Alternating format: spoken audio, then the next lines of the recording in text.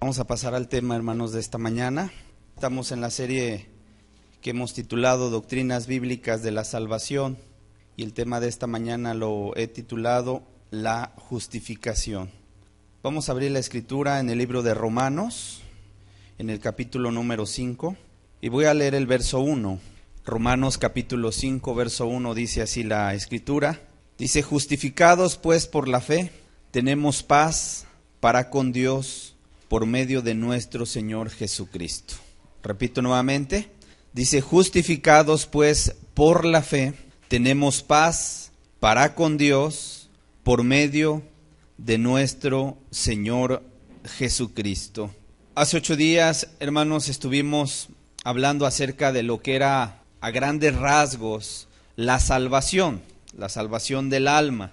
Y de alguna manera estas enseñanzas están enfocadas a describir, a enseñar, a que cada uno de los presentes podamos entender la doctrina, podamos entender qué es la salvación, qué significa ser salvo, qué significa estar en la gracia de Dios, qué significa tener el perdón de Dios. Yo creo que en temas tan importantes como lo es la salvación, no debe quedarnos duda, no debe de quedarnos alguna laguna, algo que no se alcance a comprender.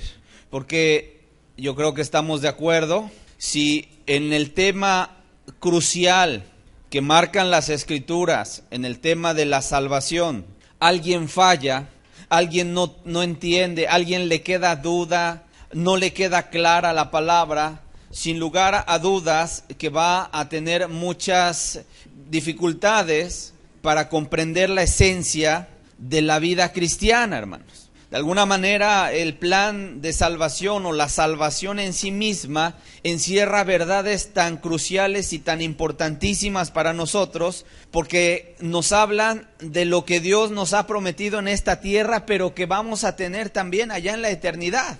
En otras palabras, quien reciba la salvación en esta tierra va a poder entrar al reino de los cielos. Nada más y nada menos que de eso es de lo que estamos hablando.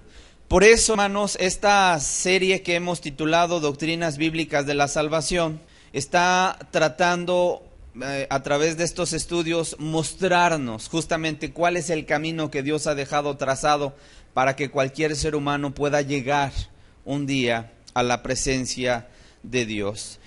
Hace 8 días hicimos un resumen, por llamarle de alguna manera, de lo que es la salvación y de lo que engloba la salvación. En ocasiones las personas, cuando se habla de salvación, prácticamente pues la gente se remite a que la salvación es igual a el perdón de pecados. Y quiero decirte que el perdón de pecados es parte de la salvación, sí, cierto. Sí, cuando se habla de el perdón de pecados se está hablando de la salvación, pero la salvación así en general implica varias cuestiones, implica varias cosas sumamente importantes a las cuales se le conocen como doctrinas bíblicas de la salvación. Y por eso, hace 8 días hicimos el resumen de lo que era la salvación y dijimos que íbamos a ir a partir de hoy revisando cada una de esas doctrinas que implica la salvación. Y el primer tema que hoy vamos a ver se titula o se llama la justificación. La justificación.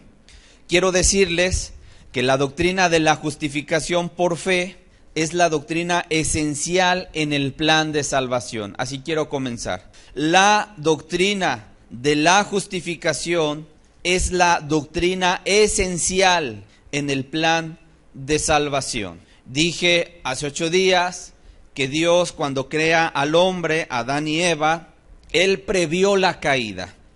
Él estaba consciente que el hombre podía caer.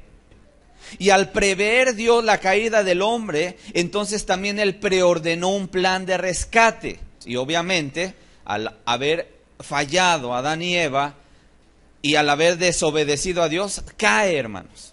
Y al caer Adán y Eva, pues toda la descendencia de la raza humana, pues también quedamos afectados a través de esa caída. Bueno, Dios entonces diseña, ya tenía un plan preordenado, y cuando ve el pecado del hombre, echa a andar ese plan. Por eso vemos la promesa de un Salvador, aparecido desde el mismo Génesis, prometido desde el mismo Génesis, y a lo largo de las Escrituras, Dios echó a andar ese plan de salvación. Bueno, quiero decirles, la esencia, hermanos, de ese plan de salvación tiene que ver con la doctrina de la justificación. La verdad fundamental de la provisión salvadora de Dios para los pecadores culpables y perdidos está contenida en el tema de la justificación. Y vamos a ver por qué a través de este estudio. Solo quiero hacer un paréntesis para comentarles que esta doctrina fue una de las verdades que la Reforma Protestante volvió a rescatar de las Escrituras. En el siglo XVI, un hombre llamado Martín Lutero, era un monje católico, era un teólogo, estuvo en franco desacuerdo por la venta de indulgencias. Y en el año de 1517, él fue y pegó las 95 tesis, sus famosas 95 tesis, llegó ante la iglesia de Wittenberg allá en Alemania y llegó en la puerta y pegó ahí un escrito de 95 tesis y las pegó ahí porque era un franco desacuerdo en contra de la venta de indulgencias. ¿Qué estaba pasando en aquel entonces? En aquel tiempo se había caído en un oscurantismo terrible en cuanto a la fe. El clero católico estaba vendiendo, así te lo digo, literalmente estaba vendiendo la absolución de los pecados de la gente a través de las indulgencias. ¿Qué era una indulgencia? Era una bula papal, era un papel sellado, firmado por el Papa y sellado por Roma. Y de tal manera, ¿verdad? Con esa firma, con ese papel, se absolvía, se perdonaba, y lo digo entre comillas, los pecados cometidos de la gente. De hecho, los que pensaban cometer un pecado en un futuro, también se podían comprar indulgencias. Tenía que ir, pagar su indulgencia, y entonces se le expedía un papel que lo absolvía, quedaba absuelto de el pecado. Obviamente, a todas luces, esta es una herejía y una falsa doctrina que enseñaba a la gente que pagando una indulgencia podía seguir pecando, hermano. Un hombre llamado Juan Tetzel era uno de los monjes promotores, por no decirle vendedores de indulgencias. Este hombre se le suele atribuir una frase que él dice: cuando el dinero en la caja suena, el alma al cielo vuela. Cuando el dinero en la caja suena, el alma al cielo vuela. ¿Qué quería decir eso? Pues cáiganse con el dinero, paguen su indulgencia y de esa manera van a obtener el perdón de sus pecados, de tal manera que el día que ustedes lleguen delante de Dios van a entrar derechitos al cielo. Es algo terrible, hermano, lo que se enseñaba, y se cayó en ese oscurantismo terrible, y por eso la Reforma Protestante fue tan importante, porque se rompió con esta herejía de las indulgencias y por otro lado se volvieron a rescatar las doctrinas fundamentales de la Escritura. Cierro el paréntesis, hermanos, para que pasemos ahora sí al tema que nos atañe en este día. Vamos a comenzar por definir qué es la justificación bíblica, hermanos. ¿Qué es la justificación? Podemos definir la justificación como el acto de Dios por el cual declara justo a aquel que cree en Cristo. Vuelvo a repetir, es el acto de Dios por el cual declara justo a aquel que cree en Cristo. El concepto de justificación lo usamos cotidianamente en nuestro lenguaje. Cuando a alguien, por ejemplo, se le señala o se le acusa de haber hecho algo incorrecto, el acusado en ocasiones suele decir: bueno, es que sí lo hice, pero no me quedó de otra alternativa. Sí lo hice, pero es que no tuve otra opción. Sí lo hice, pero es que me vi forzado a hacerlo. En otras palabras, comienza a poner toda una serie de explicaciones o de excusas. ¿Qué vemos ahí? Vemos a una persona que está justificando a sí misma o que intenta justificarse a sí misma. ¿Entendemos este término? Cuando a alguien se le acusa, es que tú hiciste esto, la persona dice, bueno, es que sí lo hice, pero es que no era mi intención. ¿Qué es eso? Justificarse. En otras palabras, se declara no culpable. La persona se declara justa, inocente a sí misma. Bueno, te pongo este ejemplo solo para que tú veas que el término sí lo hemos manejado en alguna ocasión. Sin embargo, en la justificación bíblica de Dios, el pecador no se puede declarar a sí mismo inocente o no culpable. Por el contrario, el expediente que hay en su contra le declara o lo señala a él de maldad ante el tribunal de Dios. Y esto es algo bien importantísimo.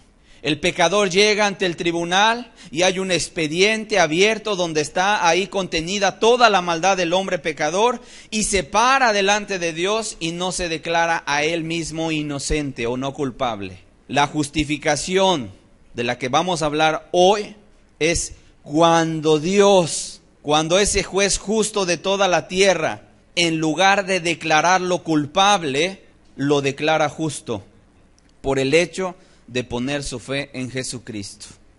Fíjate lo que te estoy diciendo. Es algo bien importantísimo que podamos entender esto. Repito, no es que el pecador sea justo. ¿Estamos de acuerdo que el pecador no es justo? Sino que es declarado justo por Dios en base a su fe en el sacrificio del Señor Jesucristo. Romanos capítulo 4.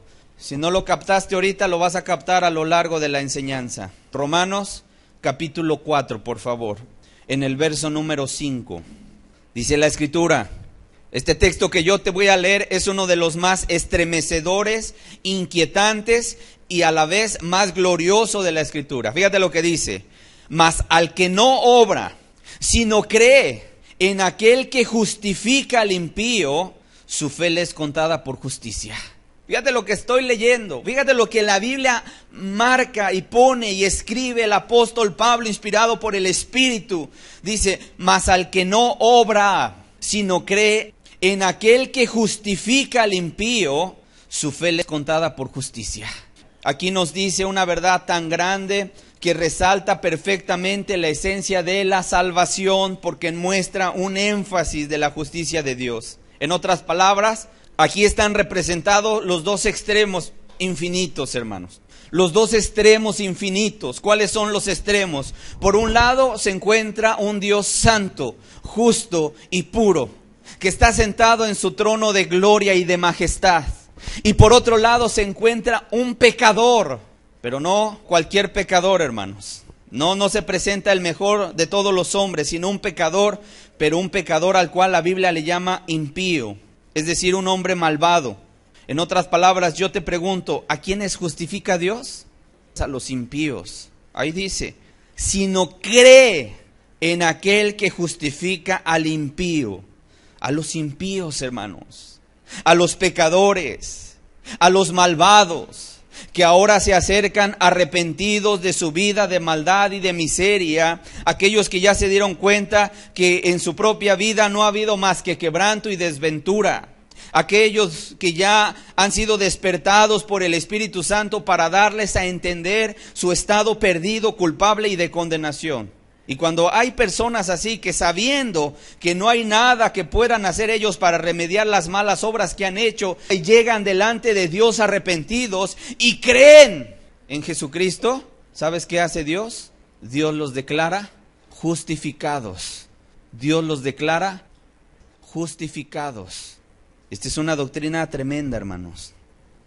En otras palabras, la justificación es tan necesaria, al igual que la regeneración, que es la doctrina que vamos a ver dentro de 8 días, si Dios nos presta la vida, es tan necesaria porque coloca al hombre en una posición favorable delante de Dios, cosa que no podía cuando estaba en su pecado. ¿Por qué es necesaria la justificación? Porque una persona que se acerca a Dios no puede ser vista con buenos ojos, a menos que sea justificada por ese Dios. ¿Cómo justifica Dios? ¿Cuál es el método de la justificación? Vamos a ver Romanos capítulo 3, por favor. Romanos capítulo 3, verso 24 y verso 25. ¿Cuál es el método de la justificación? Aquí te dice algo bien claro. Dice, siendo justificados gratuitamente por su gracia, mediante la redención que es en Cristo Jesús, a quien Dios puso como propiciación por medio de la fe en su sangre para manifestar a su justicia a causa de haber pasado por alto en su paciencia los pecados pasados. Repito el verso 24, siendo justificados gratuitamente por su gracia mediante la redención que es en Cristo Jesús. Algo que necesitamos entender es que hay un plan divino por medio del cual los pecadores pueden ser declarados justos por su gracia. Fuera del plan que Dios ha diseñado, este plan de salvación, la justificación no es posible, la salvación no es posible. Si no es a través del plan que Dios ha diseñado, quiero repetirte esto que te estoy diciendo, la salvación no es posible. No se puede obtener salvación fuera del diseño que Dios estableció para salvar al pecador arrepentido. Por eso es importante conocer esta doctrina. Vamos a ver dos medios por los que el hombre no puede alcanzar esta justificación, pero él cree que sí. La primera de ellas no es por buenas obras. ¿Cuánta gente, tú sales ahorita afuera y haces una pregunta, una encuesta, y le preguntas a la gente, ¿cómo llego al cielo? Inmediatamente te dicen, pórtate bien. ¿Cierto o no? Pórtate bien. Y le preguntas a otra persona, ¿y cómo le hago para ser salvo? Y te dice, ayuda a la gente, haz buenas obras. Sin embargo, yo quiero decirte, la justificación no se alcanza en base a tu propia rectitud moral o en base a tus buenas obras. Esto es importante entenderlo porque hay mucha gente que piensa que la salvación se la ha ganado y se la debe dar Dios porque Él ha hecho muchas obras buenas. En ocasiones hay gente que ha ido y repartido su dinero, ¿verdad? Ahí está la Madre Teresa de Calcuta y mucha gente dice, no hombre, es que esa mujer hizo muchos bienes, ayudó a mucha gente y cuando llegue delante de Dios, directito va a entrar hasta con todo y zapatos al cielo, porque ya se la ganó la salvación. No, quiero decirte, la salvación nadie se la gana por buenas obras. Al contrario, miren, vamos a Romanos capítulo 3, por favor. Vamos a leer del verso 10 al verso 18. El libro de Romanos capítulo 3, del verso 10 al verso 18. Quiero leerte lo que dice la Escritura. Aquí vamos a ver una radiografía de cómo Dios mira al hombre, a la humanidad sin Dios, al ser humano que vive sin Dios. Dice, como está escrito, no hay justo, ni aún uno. No hay quien entienda, no hay quien busque a Dios. Todos se desviaron, a una se hicieron inútiles. No hay quien haga lo bueno, no hay ni siquiera uno. Sepulcro abierto es su garganta, con su lengua engañan. Veneno de áspides hay debajo de sus labios. Su boca está llena de maldición y de amargura. Sus pies se apresuran para derramar sangre. Quebranto y desventura hay en sus caminos, y no conocieron camino de paz. No hay temor de Dios delante de sus ojos. Aquí te está presentando la Biblia una radiografía de cómo es el ser humano sin Dios, cómo vive el ser humano sin Dios. ¿Y cómo está? ¿Cómo te dice la Biblia que está el ser humano? Dice la Biblia, no hay justo ni aún uno. Estamos bajo la condición de pecadores antes de conocer a Dios. ¿Quiénes? Todos. Antes de conocer a Dios, no hay nadie que se pueda declarar justo, recto, ni bueno delante de Dios. Ni siquiera uno. Toda la humanidad, hermanos. Estamos, antes de conocer a Dios, en la misma condición terrible de miseria, de maldad. Romanos capítulo 5, verso 12. Dice, por tanto, como el pecado entró en el mundo por un hombre, o sea, por Adán, dice, y por el pecado la muerte entró a causa del pecado, así la muerte pasó a todos los hombres, por cuanto todos pecaron. En otras palabras, no solo Adán es culpable ante Dios, sino ahora toda la humanidad es culpable ante Dios. Porque hay quienes dicen, ay, es que si Adán no hubiera pecado, ay, es que si Eva, ¿verdad?, no le hubiera dado de comer a Adán el fruto prohibido. Ay, es que no, nada de que hay. Aquí la Biblia te dice, sí, cierto, el pecado entró por un hombre y la muerte entró también juntamente con el pecado. Y la muerte pasó a los hombres, pasó a la humanidad por cuanto todos pecaron. ¿Qué quiero decir con esto? El que no robó, mintió. El que no mintió, adulteró. El que no adulteró, blasfemó. El que no blasfemó, guardó rencor. El que no guardó rencor, codició. ¿Cierto o no? De tal manera que todos están bajo pecado, toda la humanidad. Alguien podría decir, hermano, sí, cierto, pero es que también yo he ayudado al necesitado. También hice cosas buenas. También un día le di de comer a una viejecita que no tenía nada que llevarse a la boca. Un día hice una obra de caridad. Pero yo quiero decirte algo, vamos a entender bien esto. Mira, no es que tus acciones buenas y malas se pongan en una balanza delante de Dios. Cuando tú llegues el día del juicio, delante de Dios, no va a haber una balanza grandísima ahí delante de la presencia de Dios y van a decir, a ver, traigan todas las buenas obras de fulano y las ponen de un lado. Ahora traigan todas las malas obras de fulano y las ponen del otro lado. Y de acuerdo a donde se incline la balanza, entonces Dios va a decretar si es justo o si es pecador. Así no opera la justicia de Dios. ¿Estamos de acuerdo? En otras palabras, mira, no se trata de ganarte, de que tú puedas ser salvo a través de tus buenas obras. Y si quisiera que quede bien claro en este día, no se trata, ya lo vimos en Romanos 3, del 10 al 18, ahí te describe perfectamente cómo es el ser humano antes de conocer a Dios. Nadie hace lo bueno, todos se desviaron, se hicieron inútiles. Dice, debajo de su lengua hay veneno de áspide, ¿cierto o no? En ocasiones el pecador con sus palabras daña a su prójimo. Ojalá te muera, le dice el padre al hijo, ¿verdad? Y daña a su familia y destruye con sus propias manos su hogar. No hay ni siquiera uno que pueda pararse como justo delante de Dios, antes de conocer a Dios. ¿Estamos claros?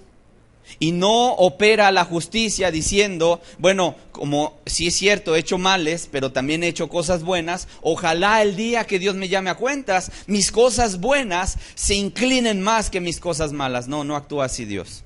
Yo pregunto, ¿cómo se sentirá una mujer que su esposo la engañó con otra y ella lo vio?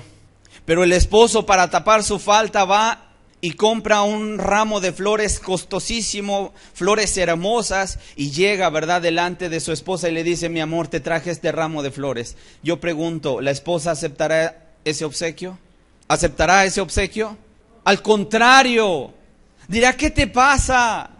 ¿Por qué me estás trayendo esas flores si yo te acabo de ver, verdad, que me has engañado con otra mujer? Y ese regalo más bien va a ser como una ofrenda mayor hacia el pecado que ahora ha cometido el hombre, el varón. Es como una ofensa agravada, como que se quiere burlar de ella, ¿cierto o no? Bueno, quiero decirte, de la misma manera es cuando un hombre piensa que por sus buenas obras Dios un día va a decirle, bien hecho, éntrale, cuando sigue haciendo el pecado. Es como si por una buena obra quisiera la persona taparle el ojo a Dios y decirle, Señor, ya hice cosas buenas, no soy tan pecador, no soy tan malo, y entonces merezco entrar al cielo. Y quiero decirte, Dios va a decir, no. Por eso te estoy diciendo, si no es a través del camino que Él nos ha trazado, de la forma en cómo Él ha establecido su plan de redención, el hombre no puede llegar al cielo a través de ningún otro medio. No es a través de buenas obras. Al contrario, Romanos 3, verso 23. ¿Sí va quedando claro, hermanos? Qué importantes son las doctrinas, hermano. Entenderlas, encarnarlas en nuestro corazón.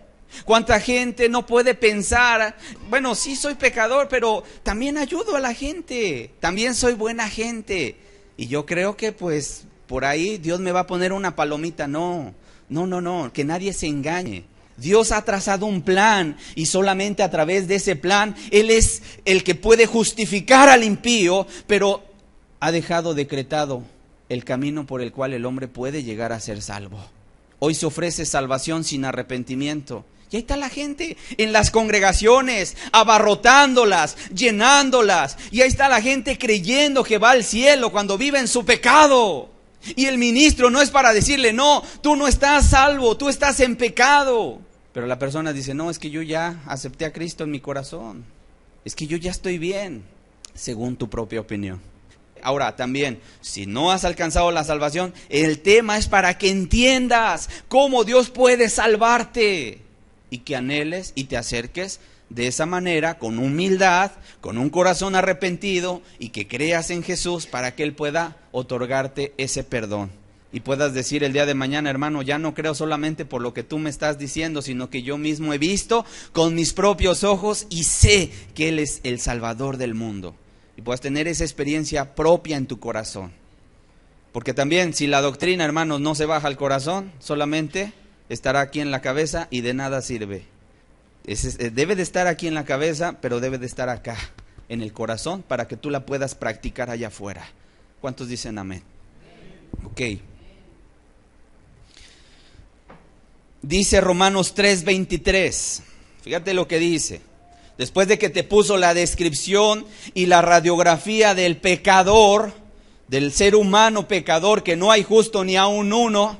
Y por cierto, hago un paréntesis porque el texto favorito de las denominaciones y del hombre que no ha sido salvado y que vive en una vida derrotada por el pecado, dice, es que la Biblia dice, no hay justo ni aun uno.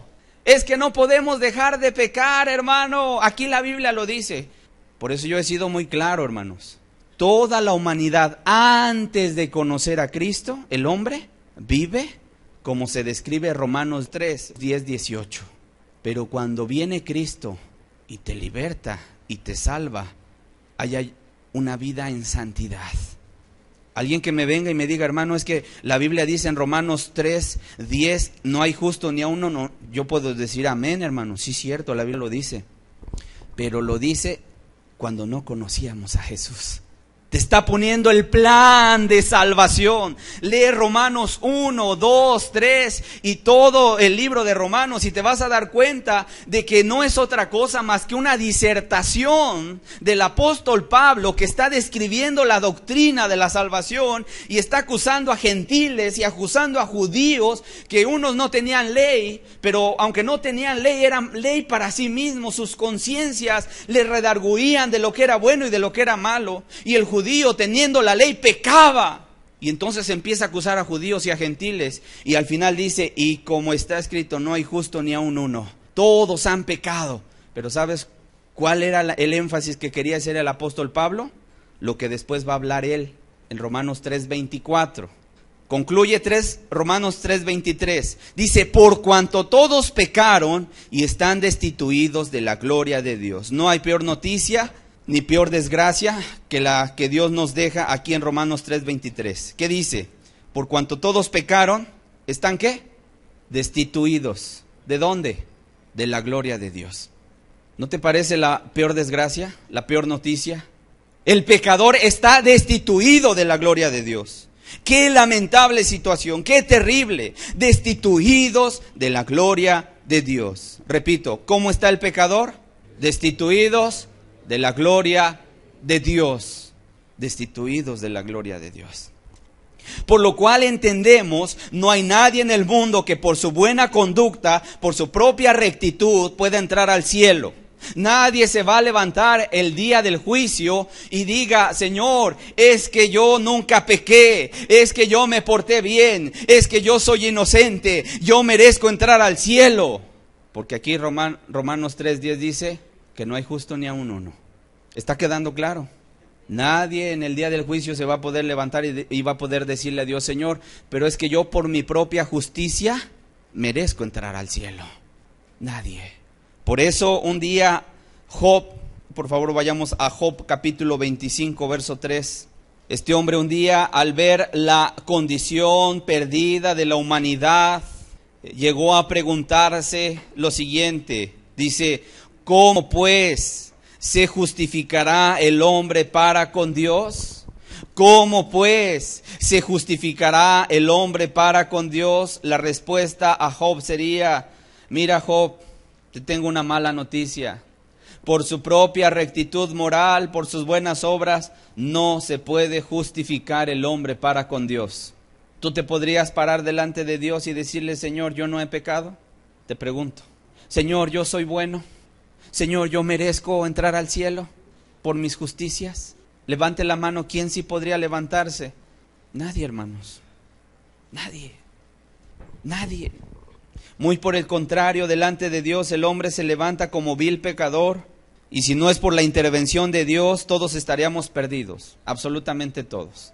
Pero hermanos, a Dios sea la gloria, porque Él vino a intervenir para darnos salvación. Él vino a intervenir a la raza humana para darnos salvación. Por eso a Él sea la gloria, hermanos. Número 2, tampoco es por guardar la ley. Tampoco es por guardar la ley.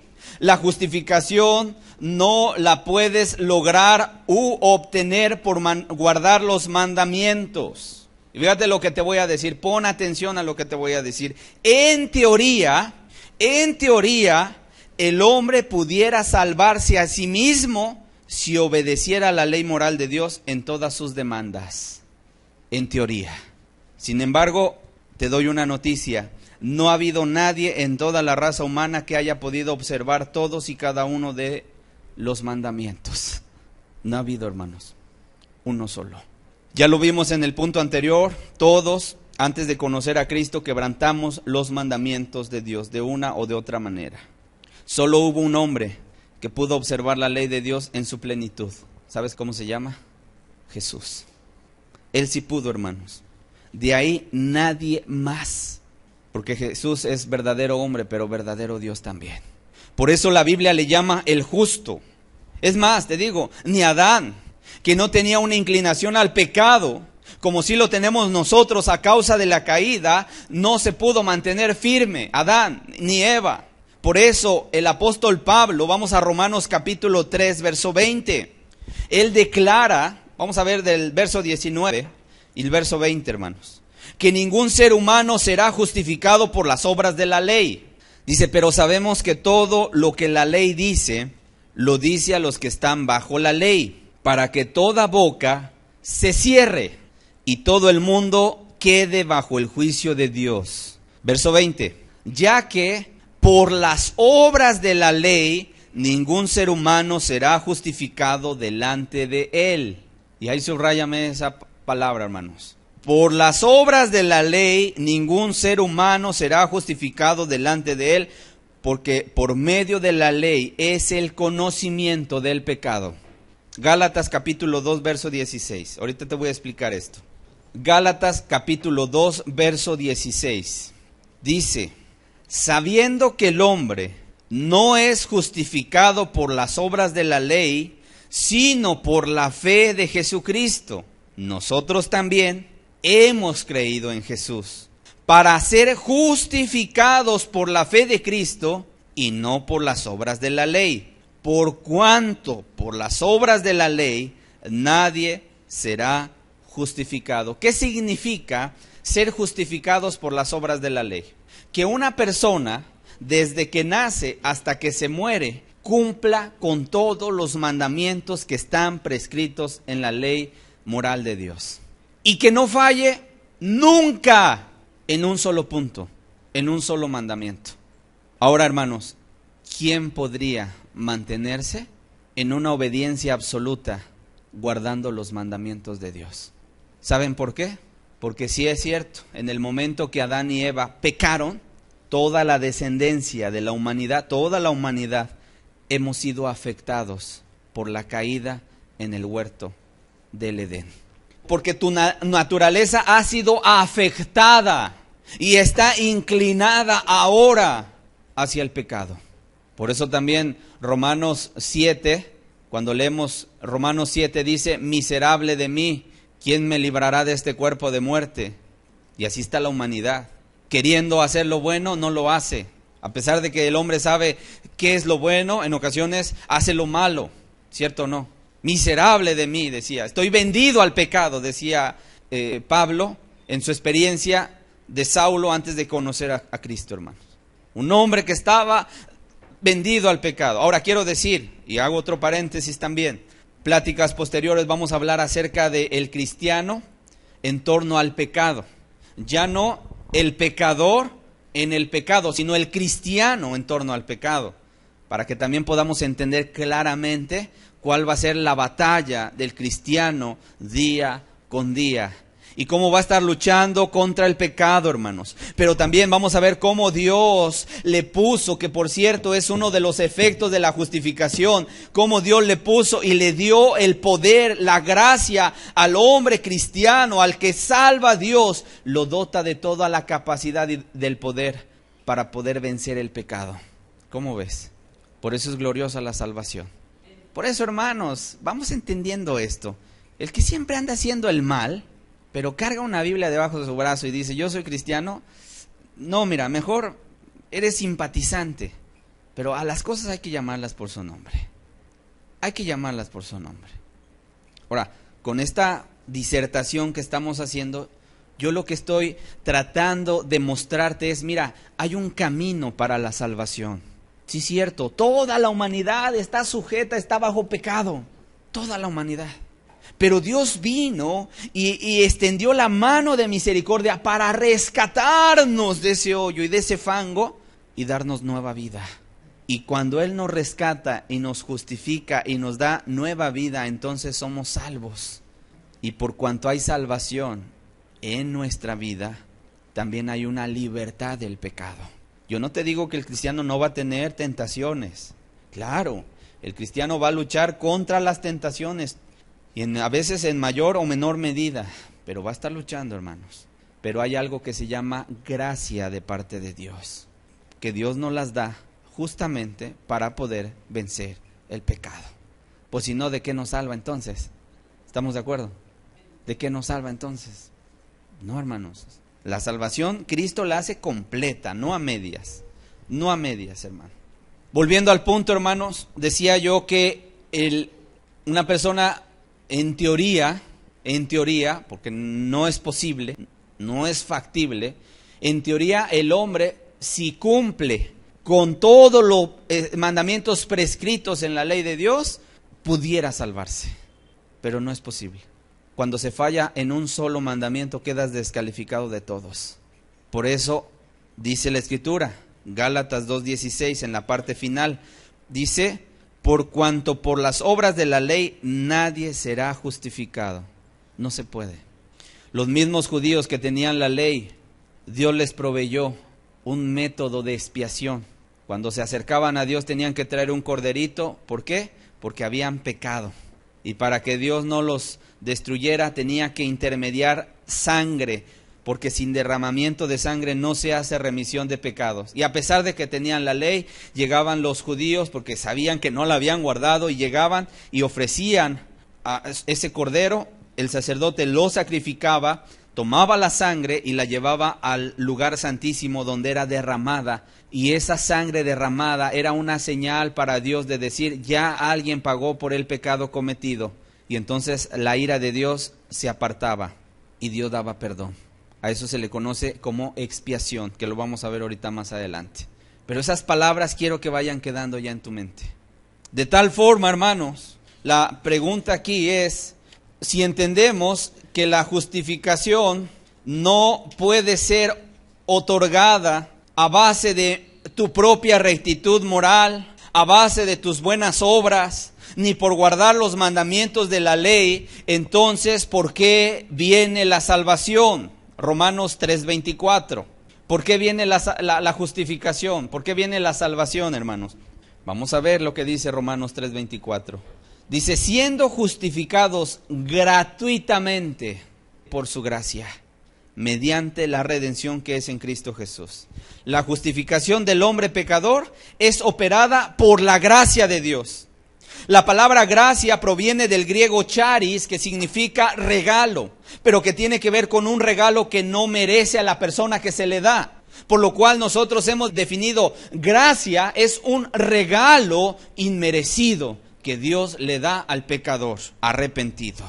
Dios le otorga en su amor un regalo que no merece el hombre pecador. Lo importante es que podamos entender que Dios no perdona al pecador por el mero hecho de decretarlo. ¿Dios es Dios? ¿Sí o no? Y si Él dijera, te perdono por cuanto es Dios y es la suprema autoridad, ¿lo podría hacer, sí o no? Sí. Pero cuando Él perdona, no lo hace por el mero hecho de decretar el perdón, porque también Él es un Dios justo y es un Dios santo que tiene leyes. Y Él mismo no va a quebrantar sus propias leyes. ¿Estamos de acuerdo? En otras palabras, no porque Él tenga o sea Dios, puede decirle al hombre, te perdono nada más porque sí. Aunque la gracia para ti y para mí es gratuita, Dios tuvo que pagar un alto precio.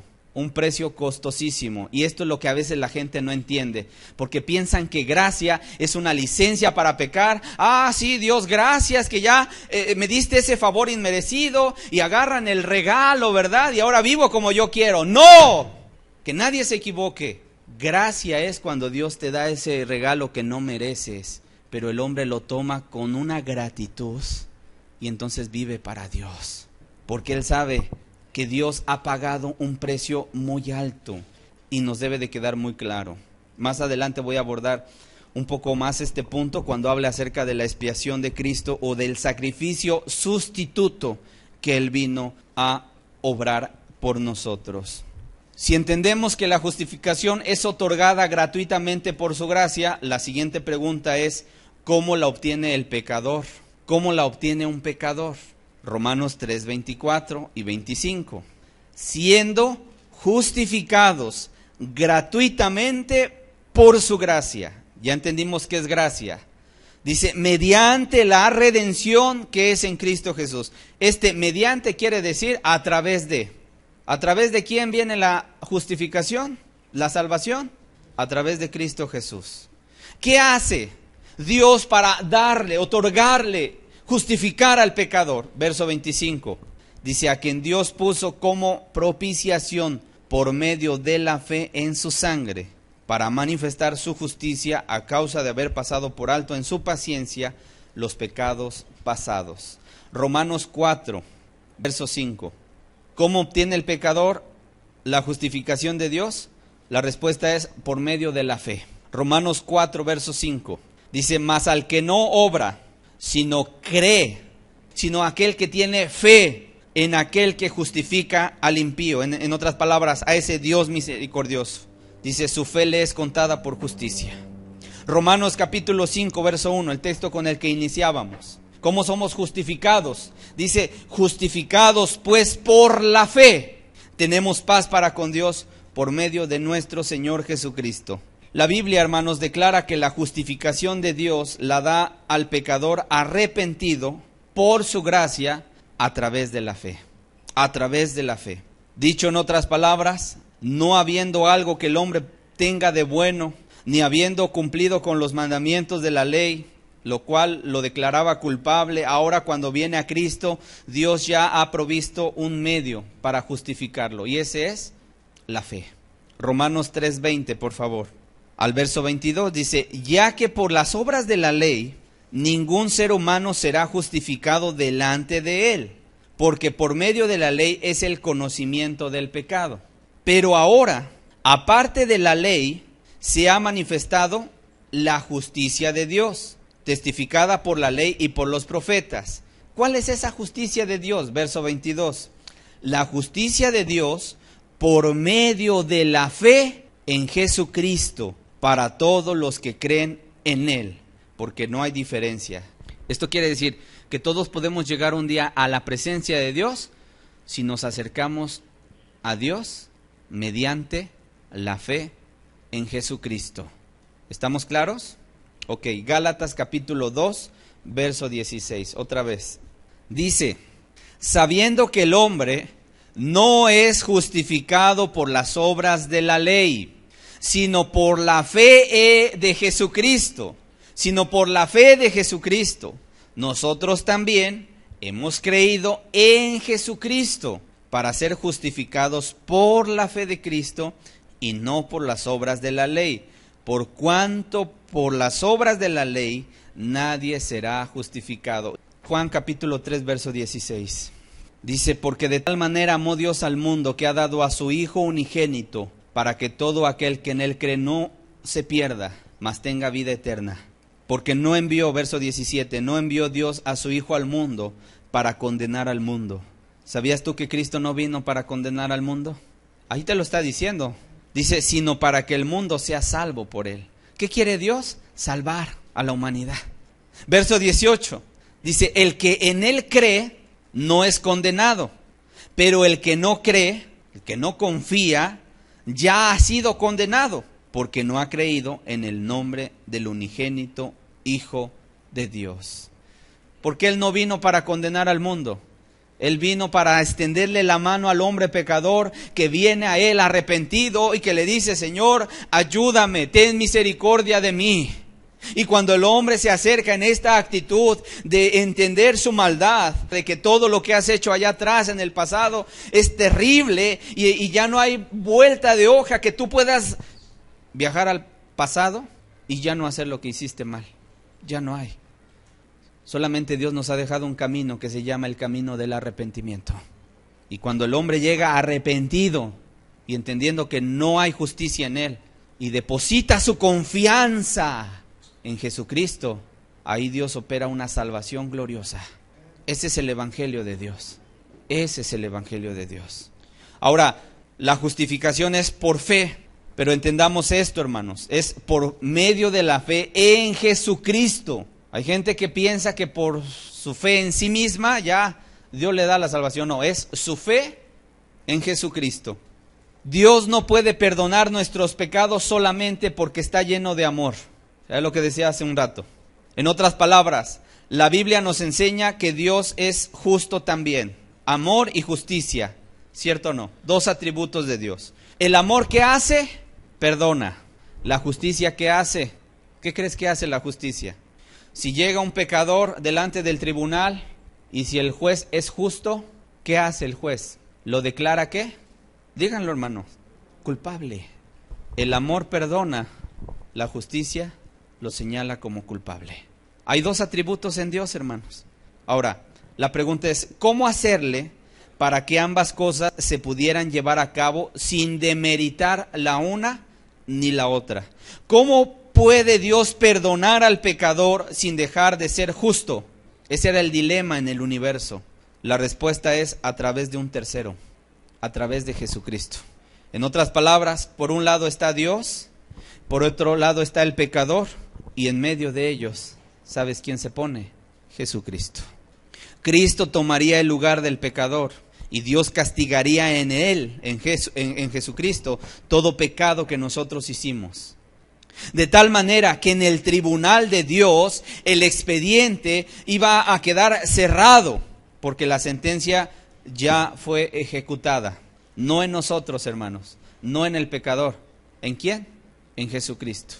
De tal manera que cuando se busca el expediente y ven el expediente, dice, no, es que el expediente ya tiene el sello del juez y la sentencia ya fue ejecutada.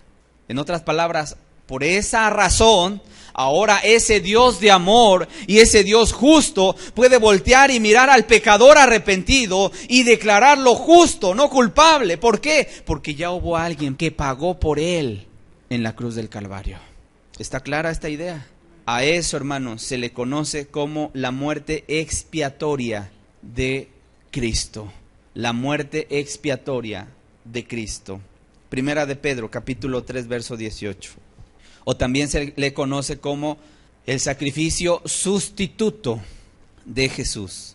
Primera de Pedro 3, 18 dice, porque también Cristo padeció una sola vez por los pecados, el justo por los injustos, para llevarnos a Dios, siendo a la verdad muertos en la carne, pero vivificados en espíritu.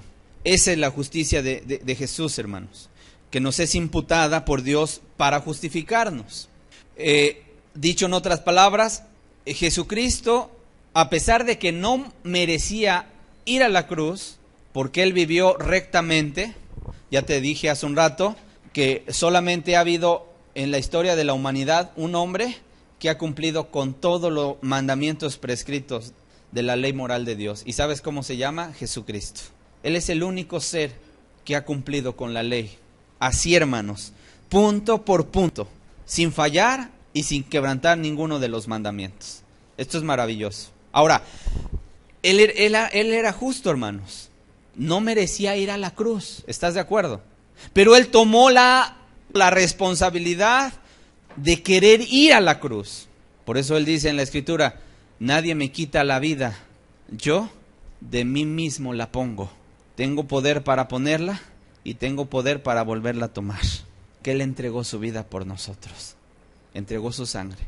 Ahora, si Él era justo, no merecía castigo, pero Él toma tu lugar y mi lugar. Esa justicia que hace Jesús es la que Dios imputa a nosotros.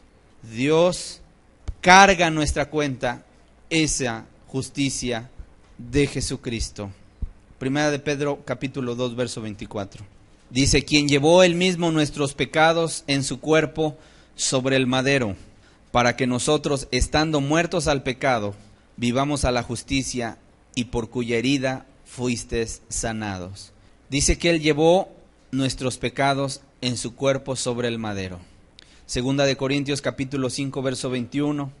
Dice, al que no conoció pecado, por nosotros lo hizo pecado, para que nosotros fuésemos hechos justicia de Dios en Él. ¿Estamos claros, hermanos? Ok. Por último, hermanos, para cerrar esta enseñanza, ya nos quedó claro qué es la justificación. Es cuando Dios declara justo a un hombre pecador. Y así nos mira a Dios. Ya nos dimos cuenta de que no hay otra manera en que el hombre pueda ser justificado, ni por buenas obras, ni por guardar los mandamientos, sino únicamente por la gracia de Dios a través de la fe en Jesucristo. Ya nos quedó claro eso. Ahora vamos a ver por último, por tercer punto, cuáles son los efectos de la justificación. ¿Cuáles son los efectos de la justificación? Y vamos a ver varios puntos, 6 puntos. El primero, al haber Cristo tomado nuestro lugar y haber expiado nuestro pecado, que la palabra expiar, vuelvo a repetirla, significa la eliminación de la culpa o pecado a través de un tercero. Pongo otra vez el ejemplo. En la antigüedad llegaba la gente que se quería acercar a Dios y tenía que traer un corderito. ¿Qué hacía el sacerdote?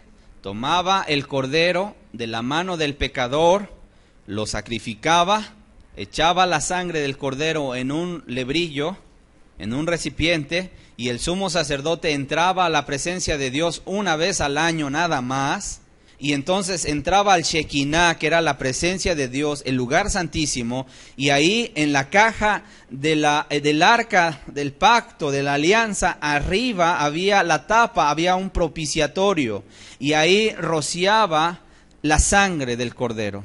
Cuando Dios miraba la sangre, Él hacía a un lado la ira por causa del pecado del hombre, detenía su ira, y entonces miraba al pecador para perdonarlo. ¿Por qué? Porque había sangre. Sin derramamiento de sangre no se hace remisión de pecados. ¿Estamos de acuerdo? Ok. Cuando Cristo vino, tomó nuestro lugar, ya no fue un cordero, ahora fue el Dios del universo hecho carne, que fue a la cruz, murió ahí en una cruz crucificado y derramando su sangre, sin que Él lo mereciera, sino que nuestros actos lo merecían. Nosotros merecíamos estar en esa cruz, pero Cristo dijo, no van a ir ustedes, yo voy a ir por ustedes, a sufrir y a padecer. Bueno, queda colgado en esa cruz, y entonces Dios, el Padre, mira el sacrificio de Jesús, mira su sangre, y entonces elimina la culpa del pecador. Expía nuestro pecado. Ok, cuando Dios justifica al pecador, entonces uno de los efectos es que elimina la culpa a través de Jesucristo. El sujeto culpable queda absuelto de cualquier pena por medio del sacrificio de Jesús. Salmo 32, verso 1 y verso 2. Dice: bienaventurado aquel cuya transgresión ha sido perdonada y cubierto su pecado. Bienaventurado el hombre a quien Jehová no culpa de iniquidad. A ver, repito, hermanos, porque quiero que estas doctrinas y estas verdades queden bien grabadas en nuestra mente. Fíjate lo que está diciendo Salmo 32, verso 2. Bienaventurado el hombre a quien Jehová, ¿qué cosa? No culpa de iniquidad. ¿El hombre es inocente o es culpable? Es culpable. Pero aquí la Biblia me dice que hay una bienaventuranza para aquel hombre que Dios no culpa de iniquidad. ¿Cuándo Dios ya no culpa de iniquidad? Cuando Dios justifica a una persona. Cuando es declarada justa, es justificada. Ahí ya se remueve la culpabilidad y Dios ya no mira como culpable al hombre. ¿Te quedó claro? ¿Sí? Ok. Número 2. La justificación libera al pecador de la ira. Romanos capítulo 5, verso 9. Dice: pues mucho más, estando ya justificados en su sangre, por él seremos salvos de la ira. ¿De qué somos salvos? De la ira. Cuando Dios justifica a un pecador, lo pone a salvo de la ira de Dios. En otras palabras, el hombre justificado ya no está bajo la ira de Dios, sino bajo su favor y bajo su gracia. Por lo cual todo temor es quitado de la vida del hombre. Ya no hay un miedo al castigo, sino que ahora hay una bendita paz para con Dios. Por eso dice Romanos capítulo 5, verso 1: justificados pues por la fe tenemos paz para con Dios por medio de nuestro Señor Jesucristo. ¿Cómo anda una persona que no ha sido justificado? Anda así, tronándose los dedos siempre. Ay, ¿y qué va a pasar el día que me muera? Y es que no estoy preparado. Y tiene miedo al castigo. ¿Sí o no? Pero cuando Dios te perdona, cuando Dios te justifica, entonces todo temor es alejado. Por eso aquí dice el Romanos 5:1: justificados pues por la fe, tenemos ¿qué? Paz para con Dios por medio de nuestro Señor Jesucristo. Hay una bendita paz acá en tu corazón, hermano. Y por eso el cristiano ya no le tiene miedo a la muerte. Hermano, si te mueres, ¿qué se pierde? No se pierde nada. Al contrario, te acercas ya definitivamente al trono de la gracia para estar en la presencia de Dios. Pero el cristiano, hermanos, mira, está confiado. Por eso dice: ¿dónde está, oh muerte, tu aguijón? ¿Dónde, oh sepulcro, tu victoria? Y la muerte nos puede sorprender en cualquier momento. A todos. A todos.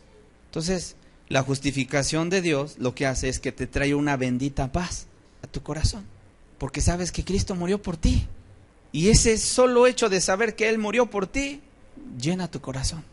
Número 3, el pecador justificado es restituido al favor de Dios nuevamente. Esto quiere decir que su relación con Dios se restablece. Había quedado rota a causa del pecado. ¿Cierto o no? Cuando Adán y Eva pecaron, ¿qué hizo Dios? Los sacó del huerto. Esa bendita relación que había entre Adán y Dios se vio fracturada por causa del pecado. Bueno, quiero decirte, así estamos todos cuando andamos en el pecado. Nuestra relación con Dios está fracturada, está rota. ¿Qué pasa cuando Dios justifica? Esa relación otra vez vuelve a ser restituida. Y por eso hay una comunicación directa con Dios de una manera impresionante, hermanos. Número 4. El hombre justificado es tratado como hijo, no como siervo o vasallo. Hemos dicho que Dios es Rey de reyes y Señor de señores. Pero cuando Él salva a una persona, no lo pone como un siervo, como un vasallo, lo pone como un hijo. ¡Qué maravilloso! La justificación nos asegura toda la gracia necesaria para rescatarnos plenamente de las trampas del diablo, hermano, y de los innumerables pecados en que en ocasiones la persona, o el pecado más bien, intenta envolver. En otras palabras, si Dios te perdona, pero luego te dejara, ¿de qué iba a servir el perdón? ¿Estás de acuerdo? Te pongo un ejemplo. Supongamos que un niño abandona el hogar, se va de casa y andando por allá en el bosque, vagando, cae en un hoyo. Y entonces el padre sale a buscar a su hijo y lo encuentra. Y entonces el padre le dice, te perdono. Yo pregunto, ¿será suficiente con eso? ¿O tendría que sacarlo del hoyo y llevarlo de nuevo a casa? ¿Verdad que sí? De la misma manera, hermanos, cuando Dios justifica, nos da la gracia para sacarnos del pecado en el que nos encontrábamos, para llevarnos otra vez ante su presencia y tener todo el poder suficiente para poder vencer el pecado. Por eso decimos, Mateo 1:21 dice, y llamará su nombre Jesús, porque Él salvará a su pueblo de sus pecados. Cuando Jesús viene a salvar a la persona, lo salva y lo rescata de sus pecados. La salvación significa que la persona deja de hacer lo malo para vivir ahora consagrado para Dios. Esa es salvación bíblica. Salvación tiene que ver con Dios darnos, ya no declararnos culpables, sino nos declara justos a causa de Cristo, de su sacrificio, pero nos saca del pecado para vivir ahora una vida diferente, consagrada a Dios. Tito capítulo 2, verso 12. Dice, porque la gracia de Dios se ha manifestado para salvación a todos los hombres, enseñándonos que, renunciando a la impiedad y a los deseos mundanos, vivamos en este siglo sobria, justa y piadosamente. Aquí está la gracia de Dios, se manifiesta para que vivamos en esta tierra, ¿cómo? Sobria, justa y piadosamente. Y termino, punto 6. La justificación nos asegura la santificación. En otras palabras, el verdadero convertido va a perseverar en obediencia hasta que esté preparado para el cielo y efectivamente tener ya esa salvación. 1 Corintios 1:30 dice, mas por Él estáis vosotros en Cristo Jesús, el cual nos ha sido hecho por Dios sabiduría, justificación, santificación y redención. Note usted que la palabra justificación está seguida por la palabra santificación. Cuando Dios declara justa a una persona, también el efecto es que la hace santa. Y santidad no significa una aureola aquí en la cabeza. Santidad es vivir apartado para Dios. Concluyo, hermanos, para terminar este estudio, solo quiero mencionar todo el esfuerzo que Dios nos ha mostrado para salvar al pecador, todo lo que Él ha hecho y que ha sido necesario y que ha puesto Dios ahí en ese plan precioso para poder ofrecerle al pecador una segunda oportunidad. Ahí está, hermanos, la puerta abierta. ¿Cuánto debemos nosotros valorar la obra redentora de nuestro Salvador? Y creo que cada vez que vamos hablando de estas doctrinas va quedando más claro y hay un mayor peso de gloria sobre nuestros corazones al darnos cuenta de que a pesar del pecado del hombre, Dios tuvo misericordia y movió cielo, tierra y mar para darnos a cada uno una bendición que no merecemos, hermano. La salvación es gratuita. No, yo no voy a decir quién quiere ser salvo, levante su mano, no. Ve, anhélala. Y si tú vives ya en esa salvación, cuídala con la gracia de Dios. Pongámonos de pie, hermanos, terminemos con una oración. A ti sea la gloria, Señor, porque, Padre, solamente tú tuviste misericordia del hombre pecador. Tú nos viste, Señor, muertos en nuestros pecados y en nuestros delitos, mas te moviste a misericordia desde antes de la fundación del mundo, Señor. Por lo cual te damos gracias. Gracias por tu grande amor, tu paciencia. Gracias por bendecir nuestras vidas. Gracias por tenernos en mente, porque sabías que íbamos a necesitar un Salvador, Dios. Por nuestras propias fuerzas no íbamos a poder. Y gracias porque viniste, Cristo, a buscar y a salvar lo que se había perdido. Padre, hoy con esta enseñanza nos queda claro todo lo que tú hiciste para poder declarar justo a un hombre pecador, por lo cual te damos gracias. Permite que esta doctrina siga siendo mella en cada corazón de los oyentes, de tal manera que se alcance a entender en su plenitud, Señor. Aún permite que todos los que hoy estuvieron aquí escuchando la enseñanza, tomando notas, vayan a casa y sigan profundizando, como los cristianos de Berea, para ver si estas cosas son así. Y una vez, Padre, que cada uno de ellos se confronte con tu palabra y vea que los textos son así, Señor, y la palabra es verdadera, tú traigas esa salvación al corazón, Padre. Gracias te damos, porque no nos dejas a oscuras, Dios. En el nombre de Jesús, tu Hijo amado. Amén. Amén.